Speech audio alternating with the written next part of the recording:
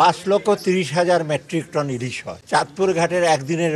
একটা দেশ যাদের একটা ইমোশনাল ইনভলভমেন্ট আছে, আমাদের ফ্রেন্ডলি কান্ট্রি আমরা বলি, আমরা প্রতিবেশী দেশ, 3,000 টন, তার মধ্যে 3,000 টনও যাবে না, কারণ যারা বাইরে বিক্রি করবে, রপ্তানি করবে, তারা তো দেখবে এখানে যদি 1200 টাকার ইলিশ ওখানে যদি $5 দেবে না, এটা তো জানা কথাই। আপনি দেখেন না অ্যাপেক্সে যদি 6,000 টাকা বিক্রি করে, ওরা বাইরে এক্সপোর্ট করেন, কারণ $5 $10 কেন এক্সপোর্ট? এইগুলো যারা ইমোশনাল কথাবার্তা বলে, ঠিক আছে বলুক, তাদের 0.5%ও না, 1%-এর নিচে। তা আমরা কেন একটা ইসেকে ইমোশনাল একটা ইমোশনাল? আমাদের বাণিজ্যিক দিক তো সুবিধা আছে, এক্সপোর্ট ফরেন এমনি চোরাচালান হয়ে চলে যাচ্ছে এদিক সেদিক থেকে, আপনি সেটার কোনো ইসে পাচ্ছেন না। এটা অতএব ঠিক আছে, তারা বলুক, তাদের সব ডিসিশন কিন্তু সবার সাথে ইসে করতে হবে। এবং এটা আপনার, আই ক্যান অ্যাসিওর ইউ, এটা অনেক বিবেচনা করে, এবং এটার জন্য আমি বহু বাহাবা পেয়েছি। এটা আমি বলবো না কে বাহাবা দিয়েছে, বলছি এটা ভালো ডিসিশন। ওই দায়িত্বমহল একজন বলেছে, আরেকটা আরো বড় দায়িত্বমহল বলেছে পাঠানো যেতে পারে। ওটা কোনো, এটা আমি বুঝলাম না। 3,000 টনের মধ্যে ঢাকার চেম্বার যে আছে 200টা ইলিশ, তার মধ্যে 200টার বদলে 150টা আছে, 50 টাকা দাম বাড়িয়ে দেবে। দাম তো এমনি বাড়ায় ব্যবসায়ীরা, এটার জন্য দাম বাড়িয়ে দেবে।